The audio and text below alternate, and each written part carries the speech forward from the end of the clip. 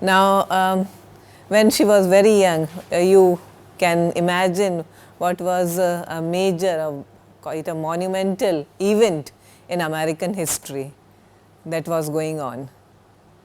What was going on when she was born? Civil War, good. 1861 to 1865. So, she was born during in the midst of the Civil War, and of course, when she was very young it was over. And then what happened immediately in America in the aftermath of the Civil War? You are of course familiar, you have read the novels of the so-called American South, the literature of the so-called American South. For example, Gone with the Wind, most popular work, where you know what happened to the American South. And Edith Wharton belonged to the so-called the American North, okay, the side that won the war. Okay. Margaret Mitchell, the novelist, the author of Gone with the Wind, she belonged to the period, she belonged to the side that lost the war. So, therefore, Gone with the Wind is from her perspective. Tennessee Williams, another major playwright that we often refer to, we know that he too belonged to the South. The South lost, it was devastated. And what happened to the so-called, we don't talk, it's not South America and North America. I know, I am very sure that you know the geography of America by now. So, when we talk about the American North and the South, we talk about states that's north of North America. Okay, so Edith Wharton belonged to that side, and what happened to that particular class or society? The South was devastated, the North really flourished. And she already belonged to a very wealthy aristocratic class. Now, having given you this much background of Edith Wharton, my question to you is, how much of Edith Wharton do you know about? Who was she and what did she write? Apart from this, The House of Mirth. Yes, good. The House of Mirth, which is also a very popular movie, recently made, I think in 2000. So, that is something that you should watch, the House of Mirth. Now, when we talk about the Age of Innocence, I want you to ponder over, take a moment and think about the title of the novel, The Age of Innocence. What kind of innocence could that be? Now, our writer who belonged to this particular period in American history, she is writing somewhere in the early part of early 20th century, okay, a novel called The Age of Innocence. Okay, so, how many ages do we have? I mean, we have the Elizabethan age, okay, so we are very restoration age. Okay. Do we have anything, the age of, we have age of anxiety, I think. In literature, we call a period the age of anxiety, the age of reason, right? The age of reason. Now, could there be a literary age of innocence? In literature, do you ever come across the age of innocence? Are you aware of that? The age means a period. Think over that, okay, that's your question. I will come back to the title. Now, she was born in the so-called old New York. She was born in a very wealthy family. Her ancestors were of English and Dutch origins, the colonists who had come to America from Europe and made huge fortune, and they were basically in business and real estate, shipping, banking, so all these money making industries. So, the family had huge fortune for generations. Now, I want you to keep connecting all these texts to whatever you have done either in this course or in some other course. Now, in this course particularly, you have done something called Daisy Miller. Okay? We have also done Henry James's Portrait of a Lady. So, Daisy Miller, the nouveau riche. So, this is important to remember. Edith Wharton herself belonged to the old rich, the so-called old money, and that made all the difference in the world. So, old money and the nouveau riche, the new rich. Daisy Miller belongs to the new wealthy, therefore, she is not really accepted in this particular social class to which Winterbottom and his very snooty aunt belong. You have also done Theodore Dreiser's An American Tragedy. Now, we are told that Clyde Griffith's very snooty uncle and aunt, Samuel Griffith, yeah, they belong to an old established wealthy class, and they, in some ways, they look down upon Sondra's kind, the kind of group, social class that Sondra belonged to.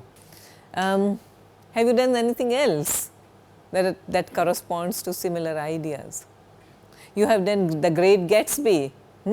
In The Great Gatsby, Gatsby has lot of money to throw about, okay, but Tom and Daisy, you can, especially Tom, okay, he looks down upon Gatsby throughout the novel. Now, what's so common between the Sondras and the Daisy Millers and also J. Gatsby?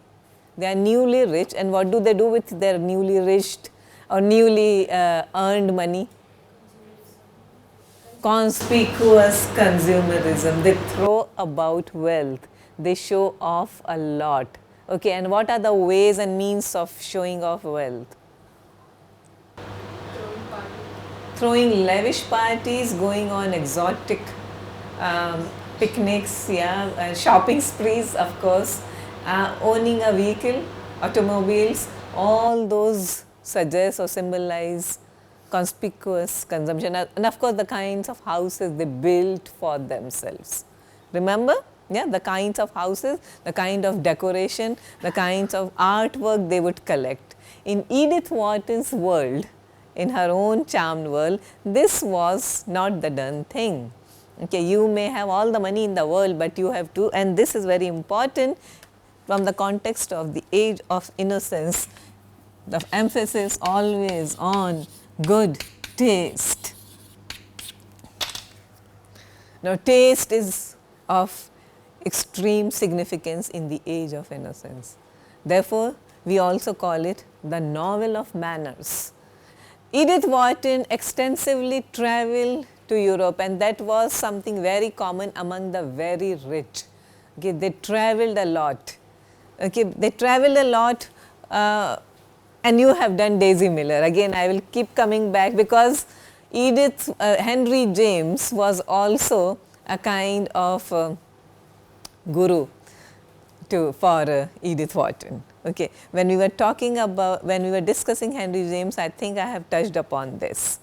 Yeah, what a close bond they shared. She looked up to him. She thought he was called the master. Comte Twain has written a book called The Master, which is about the life and times of Henry James. So, he was the master. Okay, everybody looked up to him, wanted to sit at his feet and learn something. So, Edith Wharton's master was Henry James. So, you know how much travelling is done in Daisy Miller. People travel all the time. Yeah, and they don't just go for a week or so. They stay on in Europe, various parts of Europe for months and sometimes years together. Winterbottom has been in Europe for several years. That's what we have. So, he has lost touch with the American way of life. Therefore, he is fascinated. He is fascinated by Daisy Miller. Otherwise, a true genteel aristocratic American wouldn't be. That's the idea. Old moneyed class wouldn't be, but then his aunt tells him, you have lived too long in Europe, you have forgotten what's a nice American girl. Remember, all those are very ironically used terms. So, you have to understand the irony in Edith Wharton and Henry James is extremely subtle. It's not a crude sarcasm, it's very subtle. You have to read a lot between the lines. So, they travelled a lot, and we were talking about Daisy Miller and Henry James's cosmopolitanism. I don't know if you remember that we have been talking about the cosmopolitan element in Henry James, which is more conspicuous in Edith Wharton. She is one of the most cosmopolitan writers of her times. You can't compare her with today's times, okay? But I am talking about the time when she was writing, actively writing. And her first major book came out in 1902. How old must she have been then? 1902, or nearly 30. In 1902 or 40? 40, almost 40, yeah. Before that she was doing a lot of apprenticeship, writing a lot and all, but first major work came out quite late. All right. So, she travelled a lot, and she came back to her Fifth Avenue apartment in Manhattan after travelling a lot. And the family owned a brownstone in the very upper class, Madison Square. Now, why is the neighborhood so important in Edith Wharton? Where you live is extremely important. Remember that your locality, your address is extremely important. What is your postal address?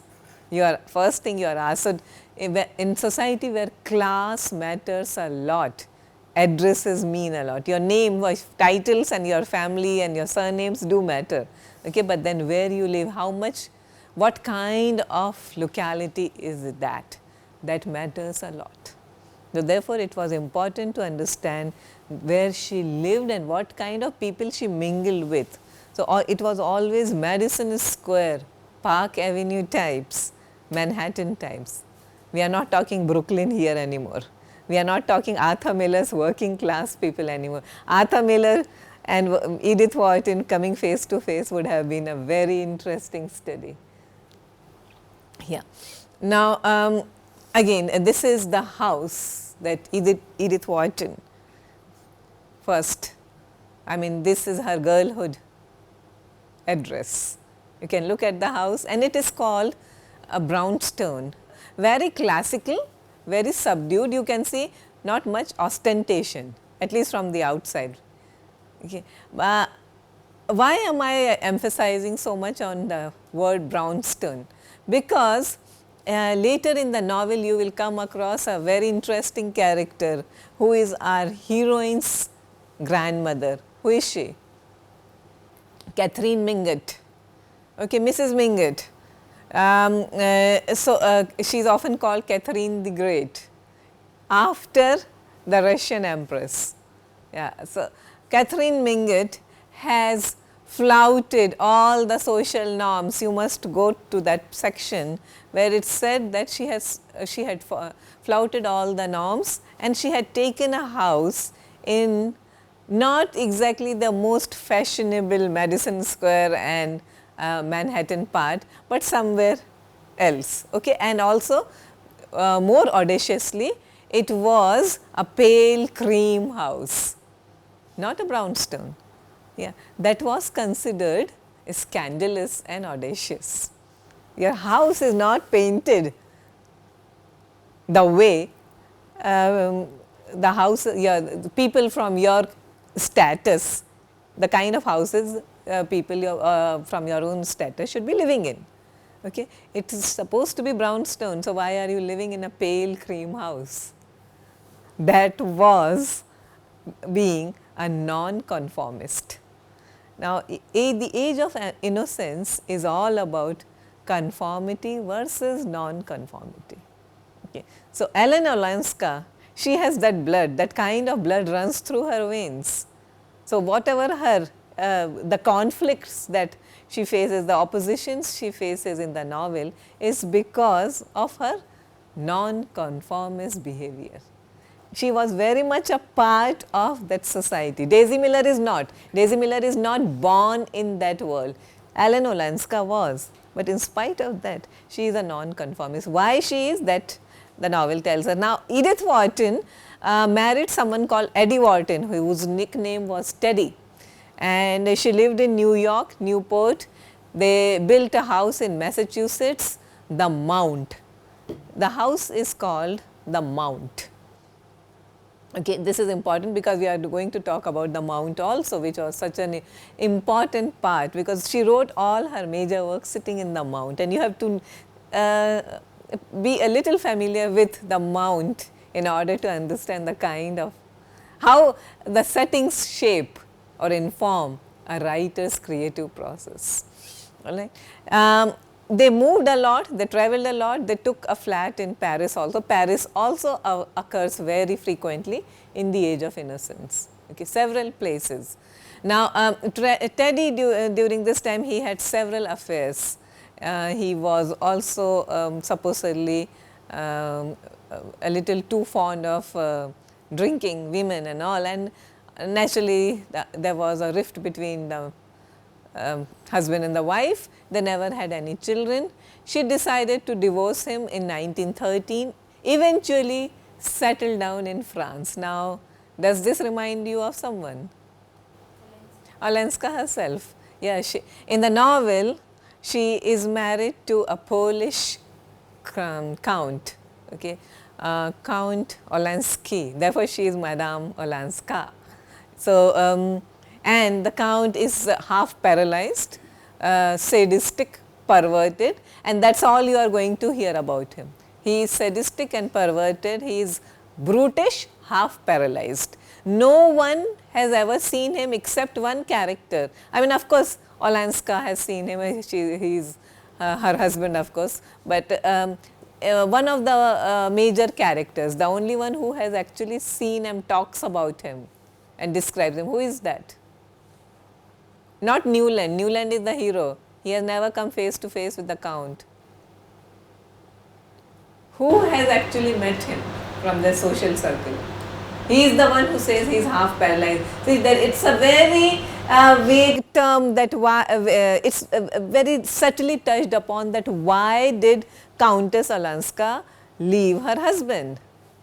Why did she want a divorce in a time in that age of innocence where divorce was not the right thing to do?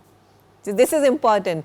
Again, you think of the novel from the social context, that when it was written, that divorce was an absolute taboo. Women who divorced on their own or who took initiative in divorcing their husbands, they were more or less ostracized. We are talking about those, even women of the status of Edith Wharton. So, therefore, it is very important that after her divorce, she has to leave America and she had to settle down in Paris, which was more cosmopolitan. Understand the social context of this. So, therefore, Countess Olenska, scholars say that much of Countess Olenska is Edith Wharton. See, I am not going to get into that affective fallacy and biographical or autobiographical fallacy, but there are parallels definitely that cannot be ignored. And she died in Paris in 1937. In between, she came to America just once. Between her divorce and her death, she visited America just once, and that was to receive an honorary degree from University of Yale University. She was never formally educated. That does not really matter for creative writing. You do not need all the big degrees around your neck to write beautifully. So, she was very much a product of her time and her class. There were private tutors for such class of people. They did not really go and attend colleges. Okay. Anyway, she wrote what she did and she won the Pulitzer for The Age of Innocence. She had a very interesting take on America, and she says the American landscape has no foreground and the American mind no background. Now, what do you understand?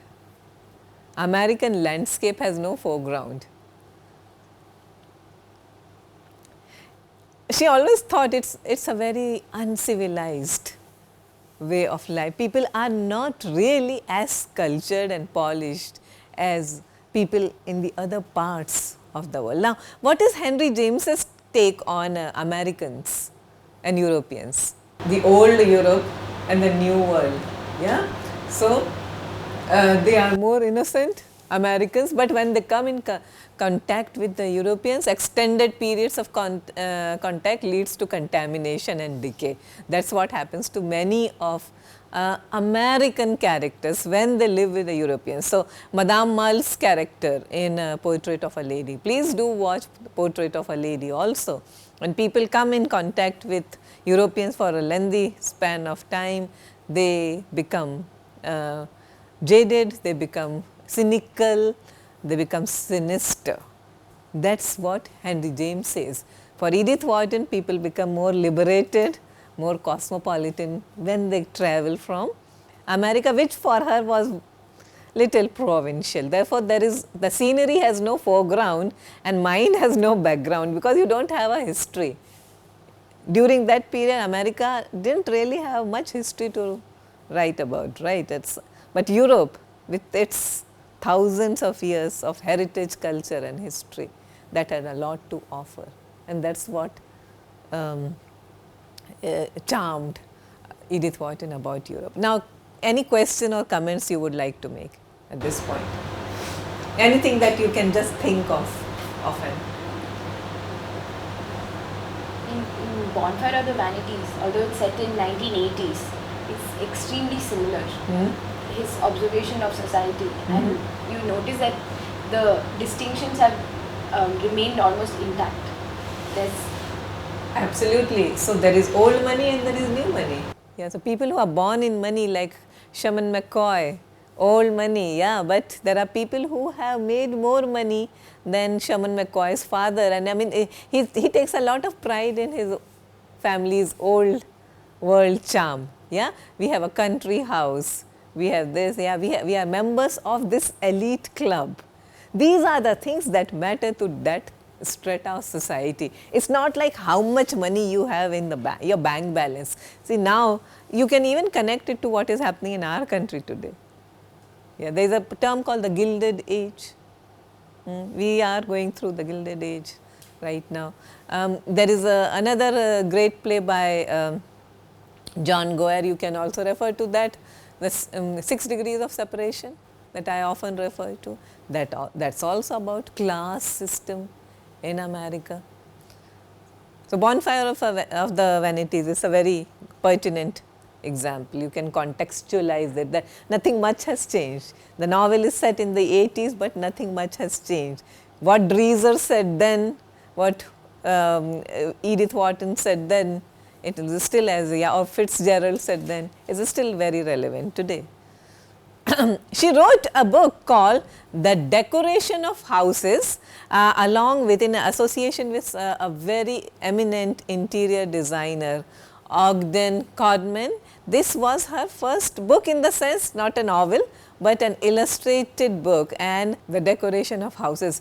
Why is so important? Because here is one author whose personal lifestyle was or whose creative writing was extremely informed by her personal lifestyle, by the way she, and especially the houses she lived in. She was immensely fond of interior designing. Okay, she has a kind of control, a mastery over interior designing and also gardening. She said that my house, the mount which she had designed and she had cultivated and she had decorated and whatnot, and she said, this is my, I would rate this any day better than the House of Mirth. And the House of Mirth is a classic, I mean, it's a fantastic piece of literature, but she took greater pride in her house. Now, we will also talk about what is meant by the Gilded Age in New York, which started immediately after it is generally referred to the period immediately after the Civil War. Civil War ended in 1865, and the period of henceforth is called the Gilded Age. You remember the Roaring Twenties? What happened during the Roaring Twenties? Who was roaring? There were the Paris expats like Stein, Fitzgerald, and Hemingway. Okay. So, what was happening in the Roaring Twenties in America? Economic boom. Economic boom. Just before the Great Depression. Yeah, so people were getting rich, Wall Street soaring, rapid industrialization, and of course all innovations and all whatever you see in a period, in a decade, there is a lot of there's a big difference, huge difference between the preceding generations and the current present generation. So, this is what was happening during the Gilded Age. Immediately after the war, the north of the north, so-called north, just boomed economically. Conspicuous consumption, it was marked by conspicuous consumption, rampant capitalism, and many would argue at the cost of the lost South. Yes, the South had lost everything and the North had become rich. So, now Mark Twain is the one who coined the word Gilded Age, okay?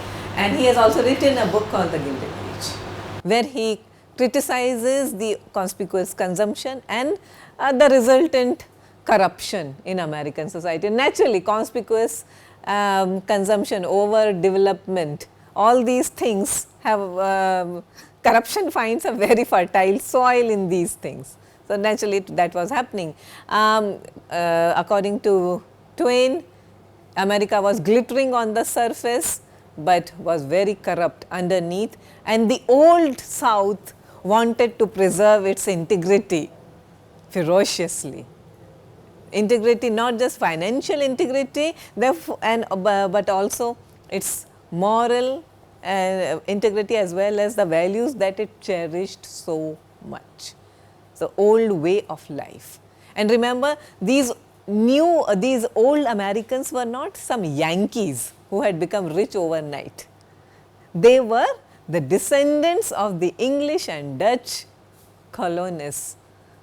Therefore, names like who is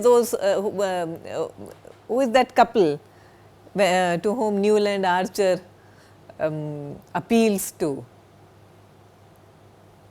When Olenska is, during the early part of the novel, a countess is just snubbed, nobody wants to dine with her. Catherine Mingus her granny throws a dinner party for her, but everybody refuses. New York turns down, regretfully turns down that invitation. The Van Ludens, and Van Ludens occupies the top of the social pyramid. So, there is a pyramid. Edith Wharton tells us there is a pyramid. What happens at the pyramid? At the top, is there a lot of space at the top of a pyramid? One or two people, and that is what, at the top of the hierarchy there are just one or two people. There are just one or two people, and the Van Ludens are those people. So, they haven't gotten their money through bootlegging and petty shopkeeping and all. Okay, they were not the kind, they had inherited that money. Therefore, they are important. Therefore, they were called aristocrats in the true sense. Okay. So, this is a period of greed and the rise of robber barons. Who are the robber barons? Carpetbaggers, bootleggers. In Gone with the Wind, who is the hero? Red Butler is often referred to as a carpetbagger and a robber baron. Yeah. He has made his money through dubious means. Okay, but Margaret Mitchell is floored by him, and she expects us to. He is a very attractive figure. Okay, that wouldn't happen in Edith Wharton. Okay, because she didn't belong to that class. That class looked down upon new money like anything, and people who have made their money through some dubious means. And now there is a character, very important character in the novel. Who is he? They are very critical, but they are still attracted to him because of his money. Good. Julius Beaufort. Julius Beaufort is a mysterious Englishman who has just arrived, but he has married the right girl. See, this is important. To get respectability, it is not just money, but also marrying the right person, which is so true even in our society. Okay, it's not just money people marry, but also the right family. And Julius Beaufort marries the right kind of girl from the right family, and therefore his meteoric climb, climb up the social ladder. Okay, so they were, they were the Gilded Age, and the critics, they criticized the vulgar and scandalous display of wealth and manners by these people who have just gotten their money through all kinds of ill-begotten means. And then particularly the Gilded Age is also remembered for several advent of new communication technologies, including the phonograph. You know what's a phonograph? The telephone, the radio. And if you remember, if you have read the novel, you will find that by the end of the novel, there are so many new innovations and inventions. Newland Archer actually talks to his son over a telephone, and his son is somewhere in the other part of America, right? Okay, and he says, Edith Wharton tells us that Newland was never short of any surprise, that whenever he would talk to someone over the phone, it would always strike him as something so wonderful, so miraculous, because it never happened when he was young. These things were not there, but suddenly we are talking about the turn of the century period. So in the late 19th century, all these technological innovations, they changed the mindscape and landscape of America.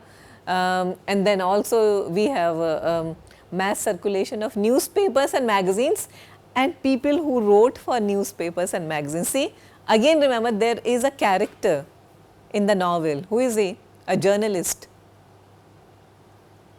Newland's friend, American friend. A character called Vincent. Not Vincent, Vincent. Okay, and he is the one who tells Newland that people like you should get into politics because you have the connections, you are also a good man, you will make a difference. That means that politics was already getting corrupted. There was corruption in social and political life. So therefore, the journalist friend encourages Newland to get into civic society, become a mayor of sorts, because he says you are the one who can clean up the society. But the journalist himself, he is shown absolutely down and out on his luck. But with the advent, with so much of progress in mass media, newspaper and magazines, even people who wrote, they started coming up the social ladder. There is a point when Ellen Olenska, she sets her establishment in New York after leaving her husband. She takes a very small house in some less fashionable part of the city. And this is one time when Newland makes one of his rare visits to that part of New York. Vincent would never dare to invite Newland Archer to his home. Olenska can, because they are also relatives, because there is May in between, and also she comes from the same social class. She may not have money, but she was born in that class, so she can invite him. Okay? So we are talking about the lowest status of journalists, and it said that Newland's mother, the supreme diva, okay, Mrs. Archer, okay, she had a contempt for people who wrote. It's given in quotations, okay, people who wrote. I mean, how despicable, what kind of people write.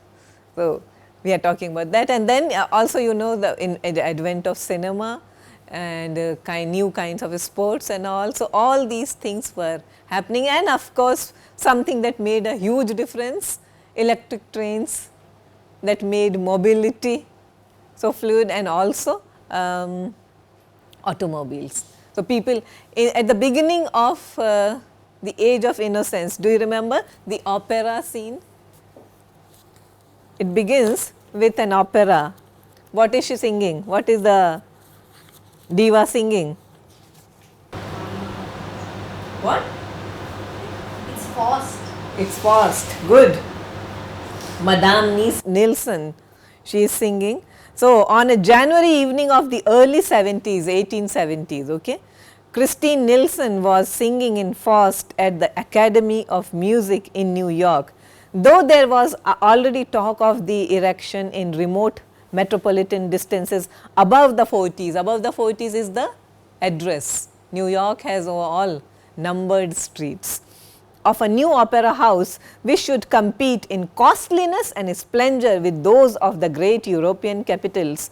The world of fashion was still content to reassemble every winter in the shabby red and gold boxes of the sociable old academy. Conservatives cherished it for being small and inconvenient and thus keeping out the new people.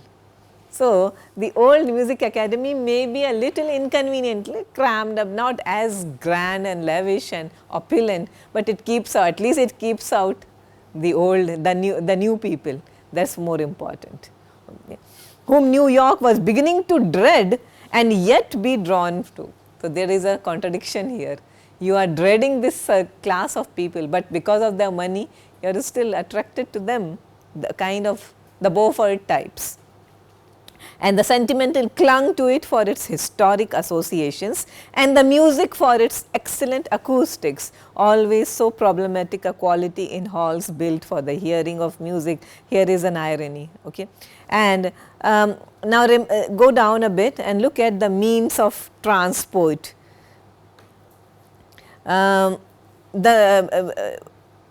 That winter, and what the daily press had already learned to describe as an exceptionally brilliant audience had gathered to hear her, transported through the slippery snowy streets in private broughams. Okay, private broughams in the spacious family landau or in the humbler but more convenient brown coupe. To come to the opera in a brown coupe was almost as honorable a way of arriving as in one's own carriage, and departure by the same means had the immense advantage of enabling one, with a playful allusion to democratic principles, again this is sarcasm, this is ironical, to scramble into the first brown conveyance in the line instead of waiting till the cold and congested nose of one's own coachman gleamed under the portico of the academy. It was one of the great livery stableman's most masterly intuitions to have discovered that Americans want to get away from amusement even more quickly than they want to get to it. Okay. So, now the means of transport, the brougham, the brown coupes, the landaus. Now, what are these things? These are carriages. I am very sure you have seen Gone with the Wind. So, you know they travel in carriages, but by the end of the novel people are travelling in automobile. So, there is she covers the time span of the novel is huge. Okay, she covers at least 40 to 50 years and gives you a very panoramic view of development and social and political change, not political exactly, social and cultural changes in America. Okay. So, the newly rich of the Gilded Age people, they were often criticized, people who have made their money during the Gilded Age, and her world, Edith Wharton's world of old money, it looked down upon on the newcomers and their ostentatious display of wealth. For example, people like Julius Beaufort. Her first novel was published in the Valley of, it was called The Valley of Decision, 1902, and there is a movie based on it with Gregory Peck playing the hero. This was her first major success, 1905, The House of Mirth. There is an excellent movie and it is all available on the internet, you must watch it. The Custom of the Country, 1913, along with The House of Mirth, The Custom of the Country and The Age of Innocence, three of these novels, they constitute the so-called the New York novels, She has written a great deal more. She was very prolific. In all, she has written over 40 books of all kinds, but they are not all about New York, although they are mostly about the aristocrats.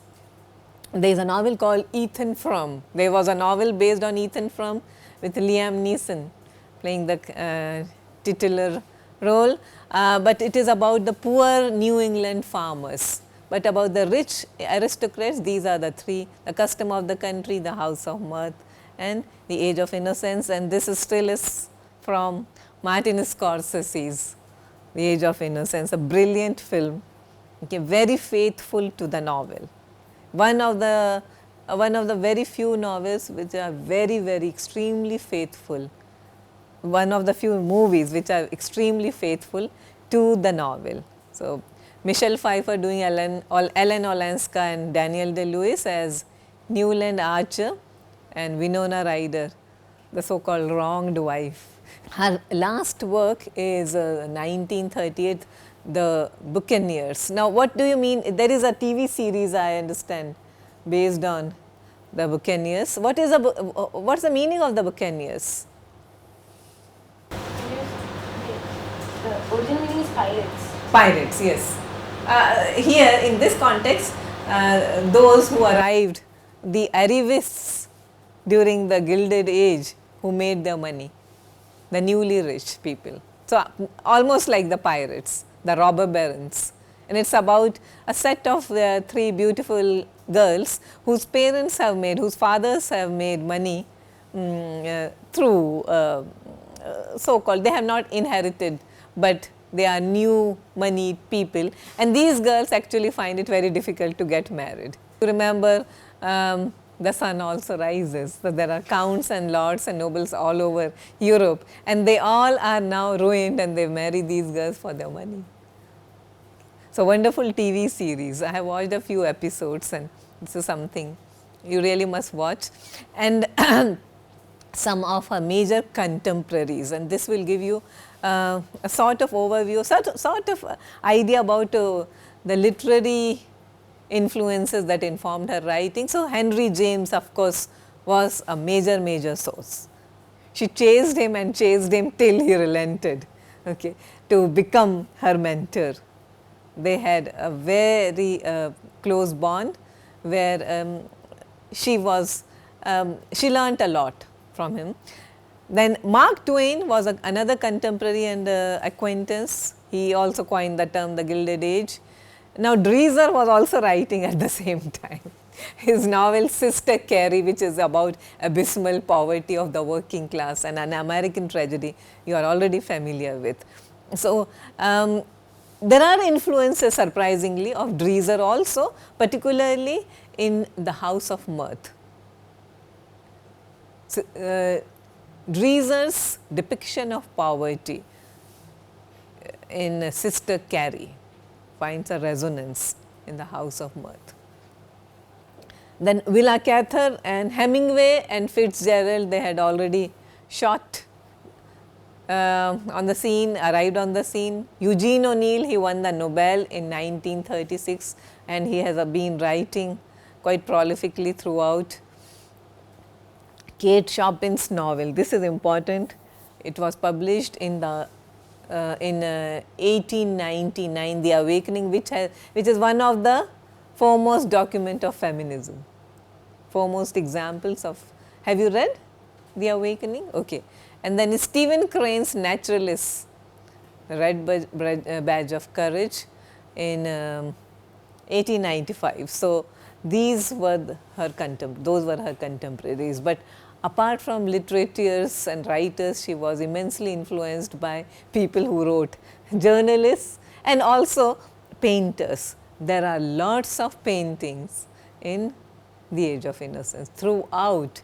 People and even women are compared to a painting that Newland had seen. See, Newland is a very interesting character.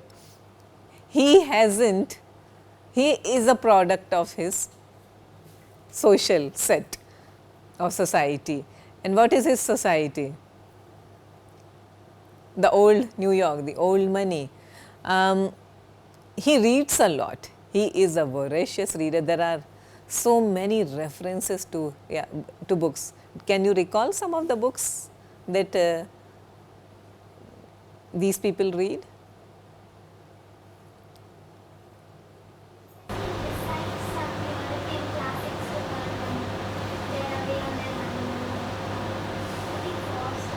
Actually, he is asking her to read Robert Browning and Tennyson.